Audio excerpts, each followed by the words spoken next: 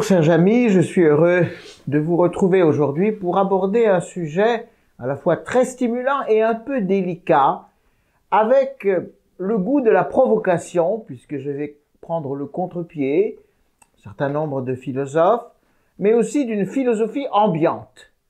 Cela concerne la morale. Et le thème que je vais traiter est pour une morale du bonheur. Alors pourquoi ce sujet est-il dissonant? Pour une raison assez simple. C'est qu'en général, au moins depuis Emmanuel Kant, c'est-à-dire XVIIIe siècle, on considère que la morale vise le bien moral, mais ne vise pas le bonheur. L'expérience nous apprend en effet que l'on peut être très bon avec les autres et finalement avoir beaucoup de problèmes dans la vie, souffrir beaucoup et finalement être très malheureux. Et à l'inverse, l'expérience nous montre qu'il y a des gens qui n'ont pas une conduite que l'on juge en tout cas morale et qui en revanche semblent aller très bien. Le malheur, que ce soit l'épidémie ou la guerre, eh bien, semble frapper aussi bien les justes que les injustes. Et on a donc l'impression que le moral et le bonheur, ce sont deux choses tout à fait différentes. Autrement dit, qu'avoir une conduite morale ne rend pas heureux, et qu'être heureux ne veut pas dire que pour être heureux, on ait choisi le chemin qui soit le plus moral. En effet, prenons Kant. Kant est très marquant, me semble-t-il, pour la philosophie occidentale, de sorte qu'on peut pratiquement dire qu'il y a un avant-Kant, on parle parfois du monde d'avant, du monde d'après. Il y a un monde philosophique avant Kant et il y a un monde philosophique après Kant. Et quel est ce tournant kantien? En réalité, il n'y a pas un seul tournant kantien, il y en a plusieurs. Le principal tournant introduit par Kant, c'est cette séparation très forte entre ce qu'on pourrait appeler la pensée et la science. Ce qui relève de la science jouit d'une sorte de garantie, même si c'est une construction de l'esprit humain, alors que la pensée, finalement, ne permet jamais d'atteindre la vérité. C'est une sorte de scepticisme kantien. Mais il y a un autre tournant kantien qui nous concerne davantage et qui concerne justement la morale et le bonheur. Avant Kant, la tradition philosophique occidentale à laquelle je vais me limiter, faute de compétences pour aborder d'autres continents.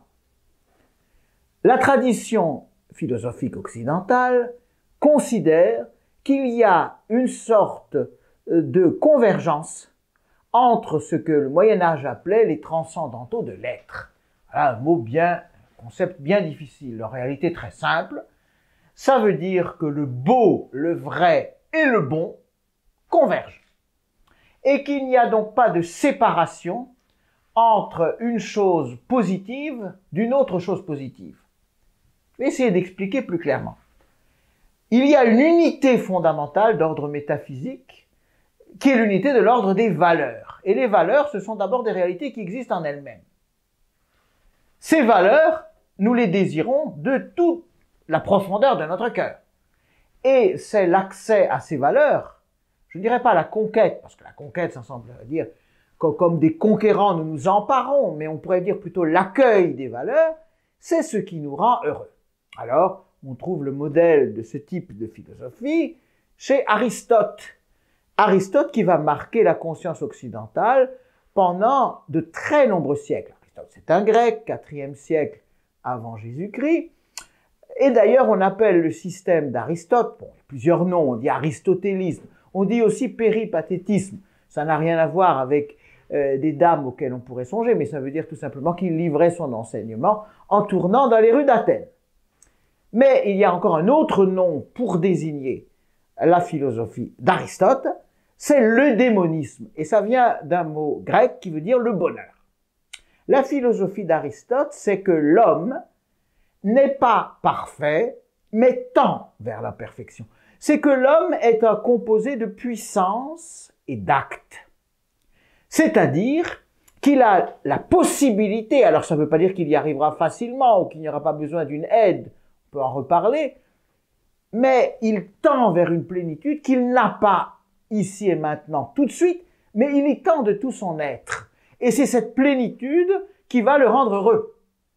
Si nous souffrons et sommes malheureux, nous dit Aristote, c'est précisément parce que nous sommes inachevés, c'est que nous sommes imparfaits, c'est que nous sommes en puissance et non pas totalement en acte. Alors qui est en acte pour Aristote? L'acte pur, qui correspond plus ou moins avec ce que la métaphysique appelle Dieu. Ce sera repris par la théologie chrétienne, notamment Thomas d'Aquin au XIIIe siècle, qui s'inspire beaucoup d'Aristote. Mais tant qu'on n'est pas à l'état d'acte pur, et nous ne viendrons peut-être jamais, nous humains, à l'état d'acte pur, sinon au paradis, mais ça c'est une autre perspective, en tout cas pas sur cette terre, eh bien nous tendons sans arrêt vers le bonheur. C'est-à-dire que le bonheur, il y a un chemin vers le bonheur que nous traçons, nous progressons vers le bonheur, mais on ne l'atteint jamais totalement, pas plus que la sagesse, par exemple, c'est les stoïciens. Les stoïciens disent, il faut chercher à être sage, il faut chercher à être heureux, mais on n'y arrive pas, en définitive, totalement. Ce qui ne veut pas dire qu'on n'y arrive pas du tout, mais on n'y arrive que de façon imparfaite. Donc, Aristote nous dit que l'homme tend vers le bonheur, mais que ce bonheur, ce n'est pas simplement quelque chose de subjectif, c'est-à-dire un ressenti qui le comblerait, même si évidemment cette dimension est présente. L'essentiel du bonheur pour Aristote, c'est une sorte d'adéquation de l'homme avec une perfection de son être. C'est-à-dire que le bonheur a une dimension métaphysique, on pourrait dire ontologique, tout ça c'est des mots difficiles, mais ça veut dire quelque chose de très simple. Ça veut dire que fondamentalement, pour Aristote, je ne peux pas être heureux si je n'accomplis pas mon être. Or, qu'est-ce que la morale? La morale, c'est pas simplement permis défendu, c'est pas remplir sa fiche parce qu'on veut sortir et qu'on ne peut pas aller au-delà d'1 kilomètre. La morale, ça va beaucoup plus loin que tout ça. La morale, qu'est-ce que c'est pour les Grecs? La morale ou l'éthique, alors on peut évidemment développer des discours très subtils sur la distinction entre les deux, je ne vais pas m'y aventurer. Mais la morale ou l'éthique, c'est avant tout parvenir à sa fin. Parvenir, alors pas la fin où on mange, F.I.M., mais la finalité, c'est-à-dire ce pourquoi nous sommes faits et ce qui va nous rendre heureux. C'est ça, la morale. Fondamentalement, c'est l'achèvement de notre être. On voit que dans cette perspective, évidemment, le bien et le bonheur coïncident. C'est-à-dire que mon bonheur subjectif n'est autre, en définitive, que l'accomplissement plénier de mon être. Et c'est précisément contre cette vision métaphysique que réagit Kant. Il n'est pas le seul. Plus tard, Nietzsche réagira encore bien davantage. Mais en tout cas, Kant, qui marque la césure, et nous sommes tous peut-être en 2021 d'une certaine façon, sans le savoir, des kantiens qui s'ignorent. Comme M. Jourdain faisait de la prose sans le savoir, nous enseignons du Kant sans le savoir, parfois même sans le comprendre. Et que reproche finalement Kant, alors pas tellement à Aristote lui-même, mais à l'ensemble de la métaphysique occidentale, on pourrait dire, au-delà de Kant, bien plus tard, des gens comme Descartes, qui sont dans la même logique, il ne faut pas l'oublier. Ce n'est pas que l'Antiquité qui enseigne qu'il y a une simultanéité entre le bien et le bonheur, mais c'est toute la tradition métaphysique occidentale à la suite de l'Antiquité. Descartes, Spinoza, pourtant par bien des côtés jugé parfois un peu sulfureux, ou encore Leibniz. Leibniz qui est un peu la cible, quelquefois, on le sait, de Kant, qui est plus proche aussi chronologiquement donc dans le temps. Eh bien, Kant leur reproche, à la suite de Hume qui est un philosophe anglais, qui a ébranlé les certitudes philosophiques, précisément de confondre ce qui est et ce qui doit être. Alors ça, c'est la clé de la pensée philosophique de David Hume, c'est qu'il y a au fond deux types de choses. Le premier type de choses, c'est ce qui est, et qui n'est pas forcément bon du reste. Prenez la pandémie, eh ben, ce n'est pas bon, la pandémie. La pandémie, c'est un malheur qui arrive, on ne peut pas dire que ce soit bon. Il y a beaucoup de mal dans le monde, et ce mal que nous affrontons n'est pas bon parce qu'il est. Autrement dit, il n'y a pas de signe égal entre être et bien. Et plus profondément, le réalisme nous oblige à voir que dans notre vie, eh bien, il arrive des choses qui sont mauvaises et nous avons des attitudes mauvaises. Ça, c'est au niveau de ce qui est. Et puis, il y a, dit Hume, pour l'homme en tout cas, ce n'est pas vrai forcément des animaux, Mais pour l'homme, il y a ce qui doit être, c'est-à-dire ce qui n'est pas, mais qui devrait être, on pourrait dire parfois. Alors parfois, ça peut coïncider, il y a aussi du bien qui est fait, mais pas toujours.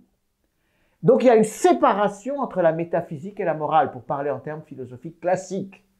Et cette séparation entre la métaphysique et la morale fait que l'homme, au fond, n'est pas forcément heureux en étant bon, c'est-à-dire en étant ontologiquement bon. Puisque la morale, en définitive, c'est quelque chose qui relève du devoir-être. Alors que le bonheur, c'est un état. Et cet état, comme il relève donc de ce qui est et non pas du devoir-être, j'espère que je me fais comprendre, philosophie c'est toujours un peu compliqué, surtout à l'heure de la sieste comme maintenant, mais ce qui doit être n'est pas forcément, justement, et souvent n'est pas du tout d'ailleurs. C'est d'ailleurs tout le drame, un peu pour Kant, de la condition humaine, c'est cette espèce de séparation, on pourrait presque dire de coupure, de clivage entre l'être et le devoir-être, entre l'ordre des faits et l'ordre idéal, en quelque sorte. Et donc, l'état subjectif qui relève de l'être n'a rien à voir avec, on pourrait dire, la dimension axiologique ou éthique, c'est-à-dire ce qui doit se juger au niveau de ce qui doit être. Et ça, c'est une opinion qui aujourd'hui est, j'oserais dire, pratiquement universellement admise sans être pensée, en tout cas dans nos civilisations occidentales. Et avant de passer à une deuxième partie, il est évident qu'il y a une force tout de même dans cette opinion, qui est l'apparence. En effet, nous connaissons tous des gens qui ont l'air heureux, en tout cas, le sont-ils vraiment, c'est peut-être autre chose, mais qui ont l'air heureux, alors que manifestement, ils ne sont pas moralement bons, et qu'à l'inverse, il y a des gens moralement bons qui sont très malheureux. Il semble même, si l'on va plus loin, que vouloir rechercher le bonheur en morale serait profaner la morale, serait la priver de ce qui fait justement sa noblesse et sa spécificité. Et là, nous retrouvons Kant et toute son opposition à la tradition antérieure. Pour Thomas d'Aquin, si je fais un acte bon et que je le fais avec plaisir, par exemple si je vais voir ma chère amie qui est là, et qu'en même temps je fais une bonne action, mais en même temps ça me fait plaisir de la voir, pour saint Thomas, c'est doublement bon. Pour Kant, ce n'est plus un acte moral. Parce que pour qu'il y ait un acte moral, il faut qu'il n'y ait aucun intérêt. C'est-à-dire que si je vais voir quelqu'un que j'aime bien, c'est une action moins bonne que d'aller voir quelqu'un que je n'aime pas. Et ça, c'est présent dans les mentalités. Nous avons cette idée qu'il est plus méritoire de faire quelque chose de désagréable, de triste, de pénible, que de faire quelque chose qui nous rend heureux. Et qu'à la limite, plus nous ferons quelque chose de désagréable, de pénible, presque en forçant notre nature et notre désir, plus nous grandirons dans la vie morale. Et ça, c'est quelque chose qui en France rejoint en plus une tradition religieuse, alors sous sa forme galvaudée, je précise, parce que c'est aussi une tradition religieuse avec une grandeur théologique et mystique remarquable, pensons à Pascal par exemple, qui est le jansénisme. Pour le jansénisme, une action bonne, mais qui est faite avec plaisir, perd sa qualité morale et sa qualité spirituelle, c'est-à-dire cesse d'être méritoire. Si par exemple, lorsque je prie, je fais ça avec délectation, eh bien, ce n'est plus une bonne action du point de vue, non seulement du point de vue moral, mais du point de vue spirituel. Ça va encore plus loin, le jansénisme. Eh bien, c'est un peu une mentalité qui existe, malheureusement, oserais-je dire, dans notre société française. Je donne un exemple. Une de mes amies, je ne la citerai pas, qui avait enseigné, a fait un jour un cours magnifique sur Balzac, et a eu le malheur d'avoir un inspecteur pendant ce cours qui devait juger évidemment sa prestation.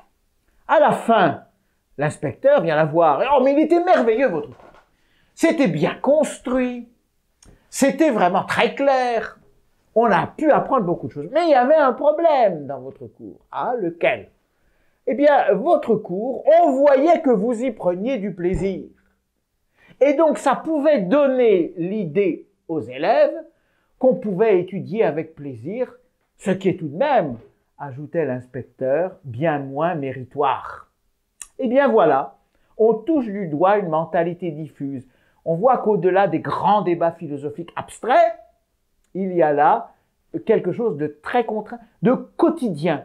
Cette sensation que nous avons en nous, que c'est d'autant plus moral que ça nous fait moins plaisir et que ça nous rend moins heureux.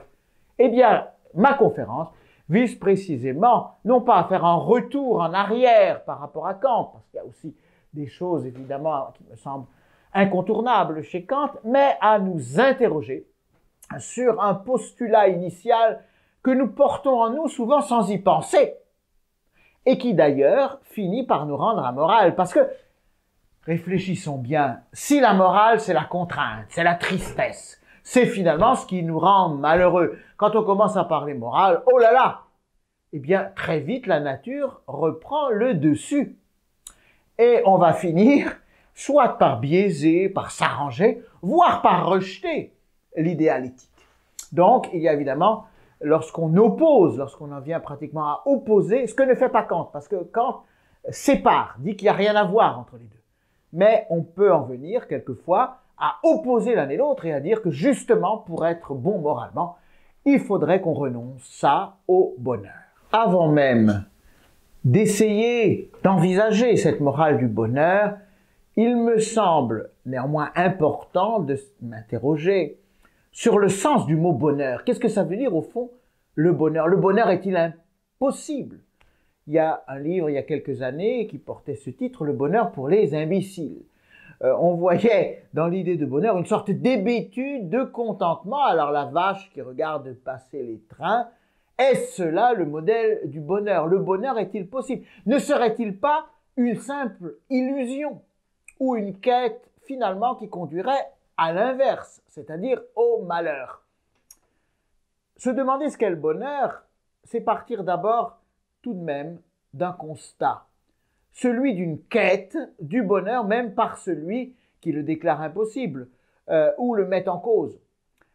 Pascal disait « Tout homme cherche le bonheur, même celui qui va se pendre. » Et oui, parce que celui qui va se pendre, au moins veut échapper au malheur. Et échapper au malheur, je ne dis pas à la souffrance, par exemple la souffrance physique, mais au malheur intérieur, eh bien, c'est précisément trouver au moins une certaine forme de bonheur par là. On trouve déjà cette idée chez Platon, avec l'apologie de Socrate et le Phédon, où on voit que Socrate est en prison, puis à un moment donné, on lui enlève ses liens, et bien il se sent tout à fait heureux, même s'il est toujours en prison. Pourquoi? Parce qu'on enlève un malheur. Donc il y a évidemment dans le malheur aussi un aspect, on pourrait dire, négatif, entre guillemets, c'est-à-dire le malheur, le bonheur, ce serait enlever un malheur. Pensons à la situation actuelle, lever des mesures de confinement, même si on n'a peut-être pas une idée très précise de ce qu'on va faire le soir, par exemple, ou en voyageant, eh bien le simple fait qu'une contrainte soit levée suscite déjà, et même par anticipation, un certain sentiment de bonheur. Mais avec tout ça, on n'est pas beaucoup plus avancé. Le bonheur a été défini par les anciens comme une plénitude. Et c'est ce qui caractérise évidemment en propre cet état, parce qu'il s'agit bien d'un état, et non pas simplement d'une quête, même si nous cherchons le bonheur, nous cherchons à trouver cet état. Eh bien, cet état se distingue par exemple du désir. Le désir, justement, à l'inverse du bonheur, n'est pas tant un état qu'une quête. La preuve, c'est lorsque l'objet est trouvé, le désir, normalement, disparaît. Il y a un lien profond entre le désir et le manque. Oscar Wilde disait avec l'humour un peu cynique qui le caractérisait, il y a deux choses terribles dans l'existence. La première, c'est de ne pas obtenir ce qu'on désire, et la deuxième, qui est pire encore, c'est de l'obtenir. Et oui, parce que lorsqu'on obtient ce que l'on désire, il n'y a plus de désir, puisque le désir, c'est précisément cette tension vers ce qu'on n'a pas et aussi vers ce qu'on n'est pas, aurait dit Aristote. Il n'y a de désir que sur fond d'inachèvement, souvent d'incertitude, en tout cas de manque. Un manque de possession et un manque à être, si j'ose un peu cette expression philosophique, c'est-à-dire c'est précisément parce que nous ne sommes pas ce que nous désirons être, que nous continuons à désirer vouloir l'être. Aujourd'hui, les psychologues remarquent, alors Philippe Labro, le journaliste, avait déjà formulé la même observation, que l'une des causes de la dépression est précisément de voir un de ses désirs le plus important satisfait. Par exemple, je cherche à tout prix à obtenir tel poste, j'obtiens ce poste, et patatras, tout à coup, je sombre dans une dépression. Ça semble absurde, on pourrait se dire, mais ça n'a aucun sens. Mais si, justement, parce que c'est au moment où l'on obtient ce que l'on désire que le désir disparaît. Donc le bonheur n'est pas de l'ordre du désir, parce que le bonheur est un état durable qui se fonde sur la présence de l'objet et non pas sur la quête de l'objet absent. Ce point est évidemment important pour clarifier les choses. Alors, on peut distinguer, tout en le rapprochant, le bonheur de deux autres termes qui, d'une certaine façon, le constituent sans s'identifier à lui. Le premier, c'est la joie. La joie, me semble-t-il, est peut-être ce qu'il y a de plus pur et aussi de plus mystérieux dans notre existence. Nous ressentons au fond de nous une satisfaction, mais qui s'accompagne d'une sorte de paix, de douceur très particulière, qu'on appelle la joie. Et puis, il y a aussi le plaisir. Alors, le plaisir, c'est un contentement, mais le plaisir n'est pas forcément lié à la joie. Je pense, par exemple, au plaisir sadique. Celui qui va torturer un autre va certainement ressentir une forte intensité de plaisir, sinon il ne le ferait pas. Remarquez, ça peut être l'inverse aussi. Celui qui est torturé, c'est le fameux duo impossible, quelque part, et en même temps qui fonctionne très bien, du sadique et du masochiste. Mais dans le plaisir, il y a une intensité, une tension qui caractérise ce plaisir. Mais d'abord qui va très vite retomber, puisque les plaisirs ne peuvent pas durer. Au contraire, en général, plus ils sont forts, plus ils sont éphémères. On peut penser au plaisir sexuel, mais à n'importe quel plaisir. Et ils conduisent souvent à une déception. C'est-à-dire que lorsque le plaisir retombe, on se rend compte que le plaisir reposait sur le désir. C'est-à-dire sur la quête de quelque chose que l'on pensait trouver dans le plaisir, mais qui ne s'y trouve pas. Et on est donc dans un certain sentiment d'inachèvement, de frustration. Évidemment, l'intérêt du plaisir, c'est que ça recommence. C'est très bien, c'est comme ça qu'on a beaucoup de bébés. Parce que si ça ne recommençait pas, eh ben, les gens n'iraient plus dans les lits. Ils diraient, voilà, j'ai expérimenté ça, c'est formidable, on passe à autre chose. Mais non, justement, ça échoue d'une certaine façon toujours, et c'est ce qui conduit à recommencer. Le bonheur est très différent, parce que le bonheur qui est plus proche de la joie, et qui, à mon avis, coïncide mieux avec la joie, le bonheur n'est pas le plaisir. Alors ça ne veut pas dire, ne me faites surtout pas dire cette horreur puritaine, que le bonheur exclurait le plaisir. Je ne crois pas ça un instant. Je pense que la somme des plaisirs est quelque chose d'important, de conséquent dans l'existence. Mais, contrairement peut-être à ce qu'écrivaient certains penseurs anglais au XIXe siècle, je ne crois pas que le bonheur soit réductible à la somme des plaisirs. C'est-à-dire qu'il y a une somme de petits plaisirs. Je me lève le matin, je vais boire mon café, je suis très heureux, il fait beau, je vais me promener, j'admire ce qu'il y a dans le parc, je regarde les beaux arbres, j'écoute les petits oiseaux, puis je vais voir un beau film. Alors on peut faire de sa journée une suite de petits plaisirs. Philippe Delerme, un écrivain français, a évoqué par exemple cette suite de petits plaisirs qui sont tellement précieux dans une existence. Évidemment, ce n'est pas mis en cause, mais le bonheur est quelque chose qui va au-delà de cet ensemble de plaisirs. Et pour mieux comprendre la différence, mais aussi le lien entre les deux, je prendrai cette image aristotélicienne, si vous voulez, de la partie et du tout. Alors qu'est-ce que le tout? Le tout n'est pas que l'addition des parties. Le tout est quelque chose qui existe par soi comme totalité, mais qui évidemment englobe, contient les parties, n'exclut pas les parties, évidemment, mais ne se réduit pas à elles. Ça veut dire tout simplement qu'on peut avoir beaucoup de petits plaisirs et être très malheureux. Mais ça veut dire aussi que l'on peut être heureux sans avoir beaucoup de petits plaisirs. Alors attention, je reviens à ce que j'ai dit, nous ne sommes pas dans une logique puritaine, il ne s'agit pas de dire qu'il faudrait renoncer le plus possible à tous les plaisirs pour être heureux. Ce n'est pas du tout ce que je dis. Mais c'est plus simple, ça veut dire tout simplement que les plaisirs ne sont pas la condition nécessaire et suffisante du bonheur. qui ne veut pas dire qu'ils n'ont pas leur importance. Mais ils ne sont pas, dit en termes philosophiques, je m'excuse d'employer ces mots monstrueux, mais ce n'est pas la condition nécessaire et suffisante d'être heureux. Ça veut dire qu'on peut être heureux, même lorsqu'on est privé d'un certain nombre de plaisirs. Même si c'est certainement moins facile. Encore que, une suite de plaisirs peut également avoir un effet perturbateur sur le bonheur. C'est un peu ce que Pascal appelait le divertissement. C'est-à-dire qu'effectivement, à n'avoir que de petits plaisirs, on oublie peut-être les choses essentielles qui peuvent nous combler beaucoup plus d'un bonheur plus grand. Et c'est en ce sens qu'il y a par exemple dans la théologie chrétienne, on a parlé de Thomas d'Aquin, l'idée de sacrifice, de renoncement ou d'ascèse. Ce n'est pas une dépréciation des plaisirs, pas du tout, même pas du plaisir sexuel, ce n'est pas cette dépréciation, cette condamnation du plaisir, mais c'est dire tout simplement que, attention, le bonheur n'est pas que la somme de ses plaisirs, et quelquefois, il faut peut-être un peu moins de plaisir, non pas de la souffrance, mais un peu moins de plaisir, pour s'attacher à ce qui donnera un bonheur et une joie plus profonde. Un exemple que tout le monde peut comprendre. Le plaisir de l'amitié est une chose extraordinaire.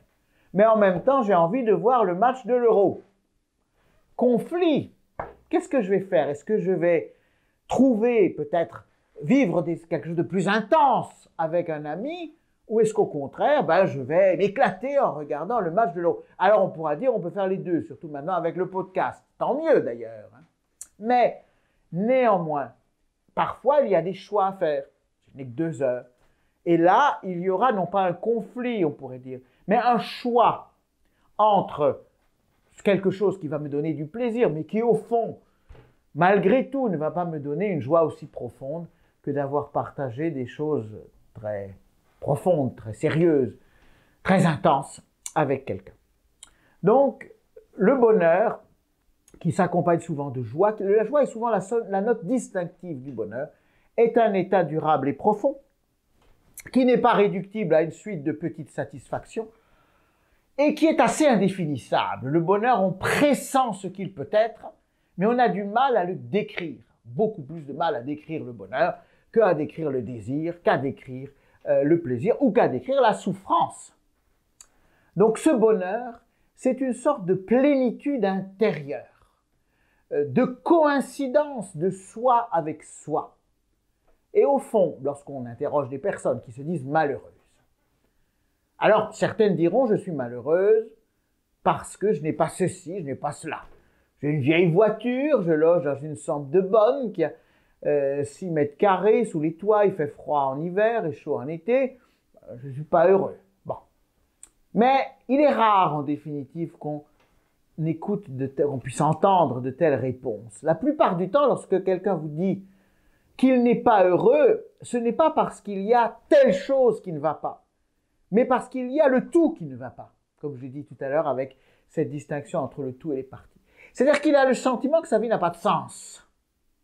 Et là, nous touchons évidemment ce qui va me permettre, dans la 3e partie que je vais aborder maintenant, de justifier une morale du bonheur. C'est que le bonheur comme état subjectif, parce qu'évidemment c'est un état subjectif, mais pas seulement, le bonheur est lié au sens que nous donnons à notre vie et à nous-mêmes, au sentiment intérieur d'être unifié, en quelque sorte. On sait que ce qui s'oppose le plus probablement au bonheur, c'est le sentiment d'être divisé, d'être en conflit avec soi-même, de ne pas savoir qui l'on est et de s'accrocher en même temps à une identité que l'on voudrait avoir, mais que l'on n'a pas, qu'on voudrait trouver, mais qui reste mystérieuse. Et donc, dans l'idée de bonheur, il n'y a pas simplement l'idée d'un ressenti, mais il y a l'idée d'une signification, du sens de notre vie et aussi de notre être, de ce que nous sommes. D'où la souffrance, évidemment, des vies déchirées. Lorsqu'une personne, qui peut-être finalement a bien réussi, a beaucoup d'argent, a une jolie femme, a une grosse voiture, a une grande maison, eh bien, elle ne se sent pas heureux. Pourquoi ne se sent-il pas heureux? Parce qu'il se dit, mais j'ai beau dormir dans des draps en soie, mais pourquoi? Pourquoi? C'est-à-dire, quelle est la signification? Parce que le sens, évidemment, a toujours, permettez ce jeu de mots, 2 sens. D'une part, c'est la signification, ce que ça veut dire, si vous voulez, et d'autre part, c'est la direction. Et là, on retrouve finalement l'idée des Grecs. Lorsque les Grecs disaient le bonheur est lié à la finalité. Et l'homme heureux, c'est celui qui se rapproche de sa finalité. Alors que l'homme malheureux, c'est celui qui s'en éloigne, qui n'arrive pas à la trouver, qui s'en détourne quelquefois, ou qui est en conflit parce qu'il ne saisit pas véritablement quelle est sa finalité. Il me semble qu'on peut la rejoindre au travers du... Il faudrait bien sûr développer ça de façon très longue, on est vraiment dans des notions philosophiques très subtiles qui sont à certains égards aussi composites. Tout le monde ne met pas les mêmes choses sur les mêmes mots. Ça, c'est le grand problème en philosophie, c'est que on ne parle pas quelquefois de la même chose, même lorsqu'on emploie les mêmes mots, et vice-versa. Quand on parle de la même chose, on emploie d'autres mots. Mais lorsqu'on creuse un peu cette idée de bonheur, on se rend bien compte que ce n'est ni le plaisir simplement, encore moins le désir, que la joie en est le signe, mais n'est pas non plus exactement le bonheur, que c'est quelque chose qui tient à une sorte d'unification intérieure, d'harmonie intérieure, de paix, mais pas d'une paix qui est simplement l'absence de guerre, mais qui est quelque part aussi la plénitude. Il y a une notion métaphysique très ancienne, l'antéléchie. C'est un mot, encore une fois, un peu barbare des philosophes, mais c'est exactement ça.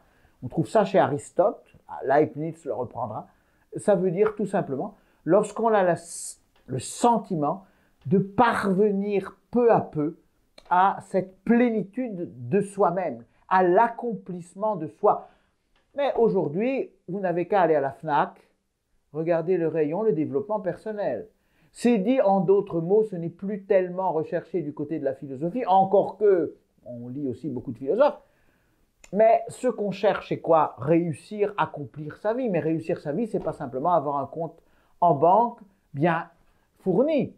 C'est aussi et d'avant tout avoir le sentiment d'avoir accompli son existence et son être.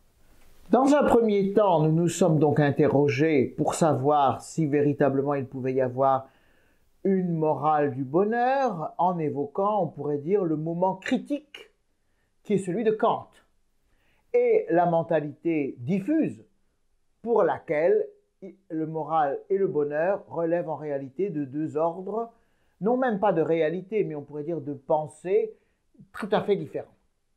Dans une deuxième partie, j'ai essayé de creuser la notion de bonheur. Et dans cette troisième, je vais essayer de retrouver le chemin, c'est un peu ambitieux peut-être, mais au moins de suggérer que l'on puisse reprendre ou peut-être emprunter de façon nouvelle la voie qui conduit au bonheur et ainsi une vision plus stimulante de la morale qui n'est pas simplement le respect de la loi ou du permis défendu et qui n'est encore moins un ensemble de contraintes qu'il devrait subir, qu'il faudrait subir pour être meilleur. Alors, cela veut dire en clair, qu'est-ce que la morale? La morale, on peut la définir de bien des façons. Et on peut se demander si les définitions que l'on donne quelquefois de la morale ne sont pas en réalité des aspects particuliers de cette dernière et pas la morale en tant que telle. Je m'explique. Kant lui-même insiste sur la loi, le pur respect de la loi. C'est ça qui fait la morale. Je ressens au fond de moi qu'il y a une loi qui me dicte de faire quelque chose. Attention, attention. Lorsque Kant parle de loi, il parle de loi morale. Ce n'est pas de loi juridique. Donc le juridisme, le légalisme qui identifierait la loi morale à des lois écrites, nationales ou autres, peu importe, ferait un contresens. Ne pas s'y méprendre. Le moralisme kantien n'a rien à voir avec une forme de légalisme au sens d'une sacralisation de la loi écrite, des différentes lois qui existent par exemple dans nos cités. Ce n'est pas ça du tout dont il s'agit. Mais pour Kant, la morale, c'est suivre la loi morale, j'insiste, qui est au fond de notre être et qui nous est ainsi accessible parce que nous savons au fond de nous-mêmes ce qui est bon et ce qui n'est pas bon. Il me semble qu'une telle vision de la morale n'est pas fausse, bien entendu, parce que, d'une certaine façon, nous avons besoin de ce repère structurant qu'est la loi. C'est très bien qu'un enfant qui ignore tout à fait la loi, même éventuellement pour la transgresser, parce que même quand on la transgresse, d'une certaine façon, ça structure déjà notre caractère. Par exemple, on transgresse une loi, eh bien, le fait de savoir qu'il y a une loi et que ça a une certaine portée, une certaine dimension, évidemment, nous renforce dans notre transgression, mais aussi dans notre liberté, d'une certaine façon. En tout cas, si la loi est structurante, si la loi est indispensable, et si elle fait partie de toute vie morale, elle n'en est peut-être pas la substantifique moelle, la composante essentielle. Elle est peut-être au service de la morale pour nous aider sur ce chemin qu'est la morale à grandir. Parce que, et c'est là où je veux en venir, la morale, si l'on prend encore une fois toute la grande tradition philosophique avant Kant, mais aussi en définitive ce que les gens attendent aujourd'hui, quelquefois dit de façon très diverse, parfois flottante, confuse, mais c'est ce qu'on ressent tout de même lorsqu'on discute avec les uns et les autres. La morale se présente d'abord comme le perfectionnement de soi. C'est une idée ancienne, mais qui était déjà sous-jacente, évidemment, à ce que j'ai dit dans les deux premières parties. C'est cette idée que la vie morale, c'est la croissance de notre être. C'est que nous devenions plus quelque chose et que nous devenions plus nous-mêmes. Et que nous devenions donc plus parfaits, si j'ose cette expression un peu audacieuse en français, c'est-à-dire que nous améliorions ce que nous sommes. Le perfectionnement est, me semble-t-il, le sens même de la démarche morale. Ce n'est pas simplement éviter le mal, même si ça fait partie de la morale, naturellement. La morale du moindre mal fait partie de la morale, mais ce n'est pas le tout de la morale, ce n'est pas l'essentiel. Être bon moralement ne veut pas seulement dire qu'on évite de faire de vilaines choses. Éviter de faire de vilaines choses, ce n'est déjà pas si mal. Je n'ai pas tué, je n'ai pas volé, etc. C'est déjà pas mal. Mais évidemment, la morale va beaucoup plus loin. Elle a une dimension positive, affirmative. Ce n'est pas simplement se préserver de choses mauvaises, mais c'est aussi construire notre être intérieur, notre être moral. Et c'est ainsi qu'on peut peut-être définir fondamentalement ce qu'est la morale, non pas comme une béquille parce que finalement on ne serait pas assez intelligent, et comme on ne serait pas assez intelligent, on a besoin qu'on nous dise tu ne dois pas aller, un peu comme aux enfants, ne mets pas tes doigts dans la prise électrique parce que sinon tu vas t'électrocuter. La morale serait ainsi une sorte de suppléance par rapport à la sagesse. C'est un peu la conception dont je me détache, vous l'avez compris, même si je la respecte beaucoup et qui est en plus très intelligemment formulée, la conception de la morale, par exemple, d'André Comte-Sponville. Pour André Comte-Sponville, la morale n'a rien à voir avec le bonheur, justement. Pourquoi? Parce que le bonheur est le fruit de la sagesse. Mais comme malheureusement beaucoup d'hommes et de femmes, elles sont inclus quand même, j'en vois qui souriaient déjà, mais non, elles sont inclus aussi. Beaucoup d'hommes et de femmes ne sont pas sages. Pour éviter que le monde ne devienne trop infernal, on est obligé d'inventer la morale. C'est-à-dire qu'au fond, la morale ne serait qu'une béquille, qu'une suppléance, parce que les hommes ne sont pas assez intelligents et sages. Et donc évidemment, dans cette perspective, la morale n'aurait évidemment pas pour but de rendre heureux, puisque ce serait uniquement, finalement, un pis-aller. Ce serait l'imperfection à laquelle nous sommes voués, condamnés, qui nous obligerait toujours à éviter le pire au travers de la morale. Eh bien, la morale, dans cette optique, ce serait, en quelque sorte, le contraire de l'amour. Donc aussi le contraire du bonheur, d'une certaine façon. C'est-à-dire que c'est parce que nous n'aimons pas assez, dit Comte-Sponville, que nous avons besoin d'être commandés par la morale. C'est précisément parce que nous n'arrivons pas à faire les choses par amour que nous devons les faire par obligation. Si nous rendions toujours service à l'autre par amour, il n'y aurait pas besoin de morale. Mais c'est parce qu'il n'y a pas cet amour en nous qu'on est obligé, en quelque sorte, de se l'imposer d'une façon ou d'une autre, que ce soit par l'intermédiaire d'une loi extérieure ou d'une contrainte, une autocontrainte que nous nous fixons à nous-mêmes, peu importe ici. Mais la morale, ce serait lié, au fond, au manque d'amour. Donc ce serait toujours un pis-aller. Cette conception de la morale me semble en partie juste, parce qu'il est évident que quelquefois, nous avons besoin de cette béquille, que nous avons parfois besoin d'un règlement qui nous dit « tu fais cela ou tu ne fais pas cela », tout simplement, encore une fois, pour éviter le pire. Mais la morale en soi, c'est autre chose et ça va plus loin. Alors qu'est-ce que c'est cette morale? Eh bien, si c'est le perfectionnement, c'est forcément ce qui nous pousse à une intensité supérieure. Je pense que Nietzsche, la pensée de Nietzsche, avec tout ce qu'elle peut avoir aussi de contestable, la pensée de Nietzsche, fondamentalement, c'est le rappel de l'importance de l'intensité. Mais là où on peut peut-être effectivement émettre une critique ou une réserve vis-à-vis de Nietzsche, c'est que si Nietzsche réhabilite l'intensité, dit ce qui compte, c'est d'avoir une vie intense. Vivre, ce n'est pas simplement ne pas faire, s'abstenir de faire des choses mauvaises. La santé, ce n'est pas simplement le silence des organes, comme on le dit quelquefois. C'est-à-dire le simple fait de ne pas avoir telle ou telle maladie. Ça, c'est important d'y penser aujourd'hui. On sort d'une crise sanitaire, on nous dit on sauve des vies, oui, mais la vie, ce n'est pas simplement la survie, c'est-à-dire le fait de ne pas mourir. Ça va beaucoup plus loin. Et de même, la morale, ce n'est pas simplement le fait de ne pas faire des choses mauvaises. Celui qui ne ferait aucun mal, mais qui s'enfermerait, je dirais, dans sa tristesse, dans sa solitude, eh bien, c'est un mort-vivant. Donc, attention, la morale n'est pas que l'interdit. La morale, c'est avant tout, essentiellement, c'est ça qui est important, une affirmation positive. Une affirmation positive, c'est quoi? C'est l'intensité, c'est-à-dire vivre une vie plus intense. Et ça, Nietzsche, me semble-t-il, ou aussi le français Jean-Marie Guyot, qui avait écrit un livre pour une morale sans obligation ni sanction, qui est complètement oublié aujourd'hui, mais à l'époque avait son importance, l'ont bien compris.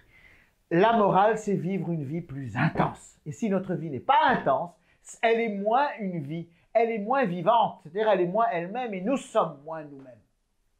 Donc il y a l'intensité. Et puis il y a la qualité. Et c'est là peut-être que Nietzsche, prisonnier sans le savoir, qui sait des oppositions kantiennes, ne les a pas assez articulées. La qualité, ça veut dire qu'il y a de bonne intensité, de vraie intensité, que lorsque cette intensité coïncide avec l'être. Je parle là en termes métaphysiques. Ça veut dire quoi?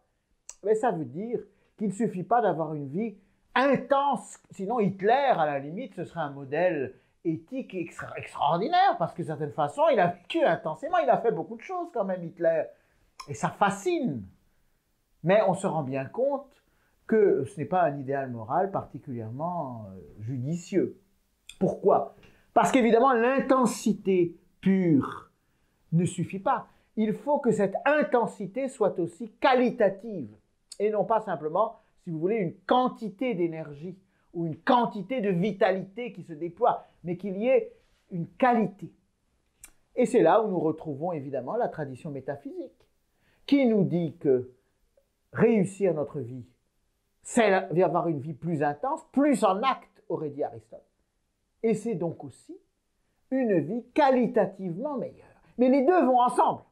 On ne peut pas opposer, encore une fois, ces deux aspects. Ils sont complémentaires, mais pas seulement complémentaires, je crois qu'ils sont profondément associés.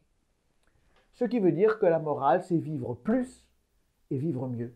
Mais c'est surtout être plus et être plus intensément, et en même temps être meilleur.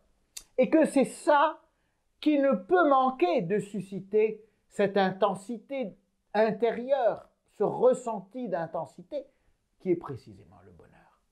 C'est pour ça que je me permets de conclure en ayant peut-être l'impression de revenir à la tradition métaphysique plus ancienne, mais après tout, ce n'est pas non plus humiliant ou honteux ou absurde, parce que on sait très bien que la philosophie n'est pas forcément cumulative comme les sciences pourraient l'être ou prétendent en tout cas l'être, c'est-à-dire qu'évidemment, lorsqu'on avance, on accumule des connaissances et on ne peut pas revenir, par exemple, à la pensée d'un scientifique d'il y a un certain nombre de siècles. Alors qu'en philosophie ou dans l'ordre de la pensée, on ne peut pas dire que la pensée de Wittgenstein, de Nietzsche, de Derrida, de Foucault, peu importe, soit un progrès finalement par rapport à celle de Platon ou à celle d'Aristote. Allez savoir. Donc, je veux simplement conclure en disant là que si nous donnons toute la profondeur de sens, de vie et d'être à ces deux mots, morale, c'est-à-dire grandir, c'est ça tout simplement la morale, grandir, eh bien, et aussi évidemment au mot bonheur, qui n'a rien d'une simple satisfaction éphémère et subjective, mais qui est une plénitude, une satisfaction très intense, très sereine, très tranquille, qui peut coexister même avec des passions ou des épreuves parfois intérieures. Eh bien, si nous donnons évidemment toute la dimension à ces deux mots, eh bien, j'en venons presque à concevoir comme une évidence la morale du bonheur. C'est-à-dire qu'il ne s'agit pas de chercher à être heureux en faisant le mal, ce qui n'a pas de chance et qui se révèle destructeur. Alors on dira, oui, mais il y en a. Non, je crois que l'expérience nous apprend en effet qu'on peut être heureux sans être moral, mais ça ne veut pas dire qu'on puisse atteindre la plénitude du bonheur sans atteindre en même temps la plénitude du bien. Je crois que cela ne peut être vrai qu'à un certain niveau, que dans un certain moment, que dans un certain temps. Incontestablement, il peut y avoir un certain bonheur, mais est-ce le bonheur? Et encore une fois, cette expérience que nous faisons quotidiennement de voir des gens apparemment heureux alors qu'ils tournent le dos, on peut dire, à toute exigence de bien en soi, eh bien, n'est pas un démenti de la vision que j'essaye de tracer, mais simplement le fait que les choses ne soient pas si simples à tous les niveaux, que nous sommes là dans la perspective ultime, dans la perspective ultime. On peut dire, je crois, qu'être heureux et être bon, ça se rejoint. Encore une fois, dans la perspective ultime, pas forcément à tous les moments, à toutes les étapes. Voilà ce que j'ai essayé de dire. Et puis je veux conclure avec Victor Hugo, parce que Victor Hugo n'est pas seulement un grand écrivain, c'est aussi un grand penseur, et parfois un grand penseur mystique. On sait qu'il a traversé des épreuves, je le dis à dessein, cela parce que nous sortons d'une période difficile, nous sommes encore, d'une certaine façon, crise sanitaire, mais pas seulement, bien sûr, parce que cette crise sanitaire sert aussi de révélateur à d'autres problèmes et suit d'autres problèmes. Bon. Quand il a perdu sa fille, vous savez qu'il s'est noyé, c'est un épisode terrible dans la vie de Victor Hugo, il était très triste, il a à un moment donné presque sombré dans la folie, il faisait tourner des tables, il ne savait plus où il en était. Et puis, au bout d'un certain temps, il est sorti de cette crise, et il a eu cette phrase qui, à mon sens, éclaire, si on veut, d'une façon presque en amont, cette idée de morale du bonheur. Il a dit « j'ai grandi ». Voilà. Après une épreuve, j'ai grandi. Et grandir, c'est quoi? Être plus grand, c'est quoi? Eh bien, être plus grand, c'est en même temps, si on veut, être plus heureux et être meilleur. Merci.